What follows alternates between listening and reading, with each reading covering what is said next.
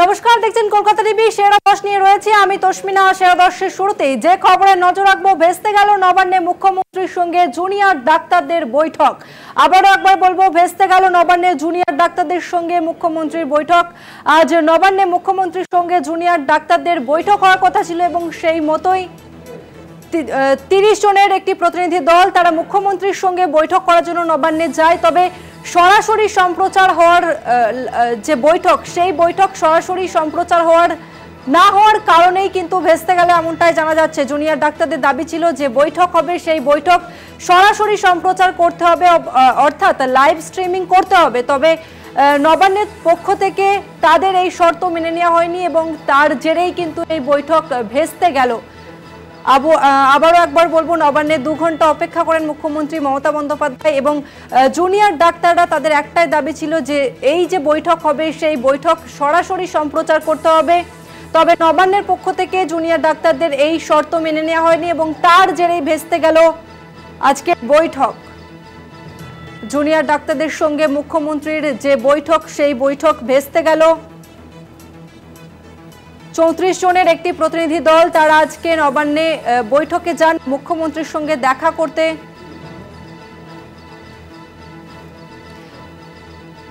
এরপরই নবান্নে মুখ্যমন্ত্রী তিনি সাংবাদিক বৈঠক করেন। তিনি বলেছিলেন যে আমরা বলেছিলাম খোলা মনে আসুন, কথা হবে, কিন্তু তারপরেও এই বৈঠক হলো না এবং পুরো আলোচনার ভিডিও রেকর্ডিং এর ব্যবস্থা করা হবে। কিন্তু যে চিকিৎসকরা তারা দাবি করেছিলেন যে সরাসরি সম্প্রচার করতে হবে, তবে নবান্নের পক্ষ থেকে তাদের এই শর্ত মেনে নেওয়া হয়নি এবং তার জেরেই কিন্তু ভেস্তে গেল।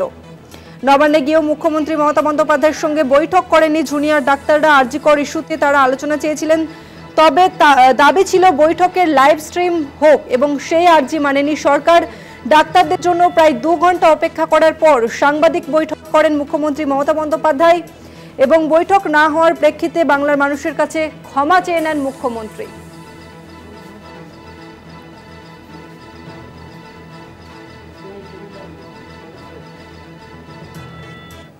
এখন সময় একটা বিরতির, ফিরছে আরো অন্যান্য খবর নিয়ে, সঙ্গে থাকুন।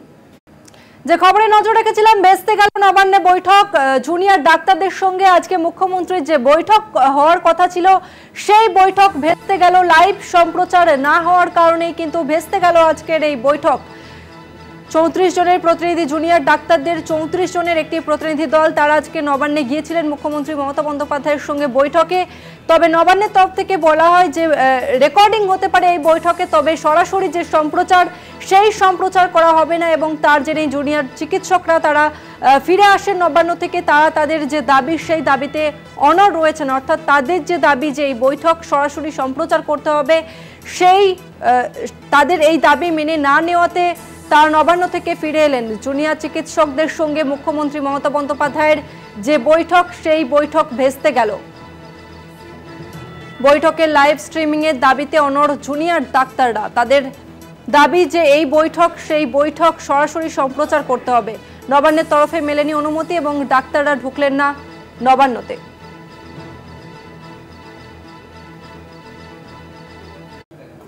নবান্নে গিয়েও মুখ্যমন্ত্রীর সঙ্গে বৈঠকে বসলেন না জুনিয়র চিকিৎসকরা। আরজিকর ইস্যুতে আজ নবান্নে গিয়েছিলেন জুনিয়র চিকিৎসকরা মুখ্যমন্ত্রীর সঙ্গে আলোচনার জন্য। তবে জুনিয়র চিকিৎসকদের দাবি ছিল এই যে বৈঠক, সেই বৈঠক সরাসরি সম্প্রচার করতে হবে। তবে সরকারের পক্ষ থেকে তাদের এই দাবি না মেনে নেওয়াতে নবান্ন থেকে ফিরে এলেন জুনিয়র চিকিৎসকরা। নবান্ন থেকে সাংবাদিক বৈঠকে মুখ্যমন্ত্রী মমতা বন্দ্যোপাধ্যায় তিনি বাংলার মানুষের কাছে ক্ষমা চেয়ে নেন এই বৈঠক না হওয়ার পরিপ্রেক্ষিতে এবং মুখ্যমন্ত্রী তিনি বলেন যে বাংলার মানুষের কাছে আমি ক্ষমা চাইছি, 3 দিন ধরে অপেক্ষা করে আছি, কিন্তু সমস্যার সমাধান করতে পারলাম না। নবান্ন এসেও ডাক্তাররা বৈঠকে আসেননি এবং এই যে বৈঠক, সেই বৈঠক একেবারে ভেস্তে গেল বলা যেতেই পারে। কারণ কি 34 জনের যে প্রতিনিধি দল তারা গিয়েছিলেন মুখ্যমন্ত্রীর সঙ্গে বৈঠক করতে, তবে সরাসরি সম্প্রচার না হওয়ার কারণে নবান্ন থেকে ফিরে আসেন জুনিয়র চিকিৎসকরা। সেরা দশ আজ এখানেই শেষ করছি। দেখতে থাকুন কলকাতা টিভি, রাত দিন 7 দিন।